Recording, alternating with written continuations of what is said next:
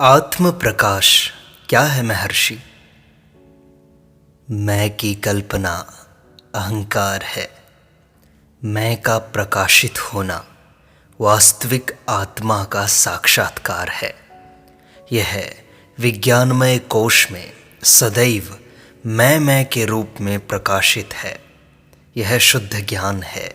सापेक्ष ज्ञान केवल कल्पना है। आनंदमय कोश का आनंद भी केवल कल्पना ही है। जब तक अनुभव न हो, चाहे वह कितना ही सूक्ष्म अनुभव हो, कोई यह नहीं कह सकता मैं आनंद से सोया।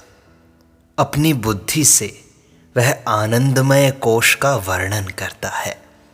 बुद्धि की तरह निद्रा का आनंद भी व्यक्ति के लिए कल्पना मात्र है। तथापि सुषुप्ति के अनुभव की कल्पना अत्यधिक सूक्ष्म है। सापेक्ष ज्ञान के बिना अनुभव संभव नहीं है। आत्मा का सहज स्वभाव आनंद है। परम आनंद के साक्षात्कार में भी किसी न किसी प्रकार के ज्ञान को स्वीकार करना पड़ता है। यह सूक्ष्मतम से भी अधिक सूक्ष्म हो सकता है। विज्ञान शब्द आत्म साक्षात्कार तथा भौतिक पदार्थों का ज्ञान दोनों ही अर्थों में उपयोग किया जाता है। आत्मा ज्ञान है। यह दो प्रकार से कार्य करती है। जब अहंकार से युक्त होता है तब वस्तुओं का ज्ञान होता है। अहंकार से मुक्त होती है तो व्यापक आत्मा का साक्षात्कार करने पर भी इसे विज्ञान ही कहा जाता है। इस शब्द से एक मानसिक कल्पना का उदय होता है। इसी कारण हम कहते हैं कि आत्मज्ञानी संत अपने मन से जानता है, किंतु उसका मन निर्मल होता है। फिर हम चंचल मन को अशुद्ध तथा शांत मन को शुद्ध कहते हैं। शुद्ध मन स्वयं ब्रह्म ही है। अतः यह निष्कर्ष निकलता है कि ब्रह्मज्ञानी के मन से भिन्न कुछ भी नहीं है। मुंडकोपनिषद के अनुसार ब्रह्म को जानने वाला ब्रह्म का आत्मा बन जाता है। क्या यह हास्यास्पद नहीं है? उसे जानना तथा वही हो जाना, ये केवल शब्द हैं। ज्ञानी ब्रह्म है, बस इतना ही जानो। अपने अनुभव को व्यक्त करने हेतु मानसिक प्रक्रिया की आवश्यकता है। ज्ञानी निरंतर व्यापक में ध्यान मग्न रहता है।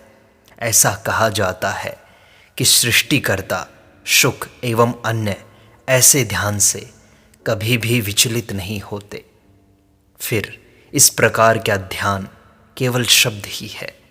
उसका ध्यान कैसे होगा जब तक कि वह ध्याता तथा ध्येय में विभाजित न हो? बिना विभाजित हुए ध्यान कैसे संभव है? क्या अनंत में कोई कर्म हो सकता है? एक सरिता के सागर में समा जाने पर क्या हम उसे सागर जैसी सरिता कहते हैं? तब फिर हम उस ध्यान का जो अभंग है उसे अभंग अनंत का ध्यान क्यों कहते हैं? इस कथन को जिस भावना से कहा गया है उसी भावना में समझना चाहिए। अनंत में विलीन होना यही प्रकट करता है। आत्मज्ञान तथा आत्म साक्षात्कार भी इसी प्रकार का है। आत्मा नित्य प्रकाशित है। तब फिर इस मैं प्रकाश से क्या अभिप्राय है? इससे मन के सक्रिय होने की मान्यता ध्वनित होती है। देवता और ज्ञानी अपनी बाह्य दृष्टि में कोई बाधा न लाते हुए ही उस निस्सीम का नित्य निरंतर अनुभव करते रहते हैं।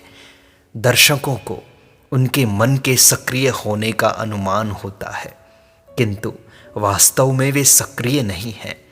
जो इस प्रकार का अनुमान करते हैं उसका कारण है उनमें व्यक्तित्व की भावना का होना। व्यक्तित्व के अभाव में मानसिक क्रिया नहीं होती। व्यक्तित्व तथा मानसिक क्रियाशीलता साथ रहते हैं, एक दूसरे के बिना नहीं रह सकते। आत्मा का प्रकाश विज्ञानमय कोश में ही अनुभव हो सकता है। इस प्रकार विज्ञान किसी भी प्रकार का हो, शुद्ध ज्ञान स्वरूप आत्मा पर ही निर्भर करता है।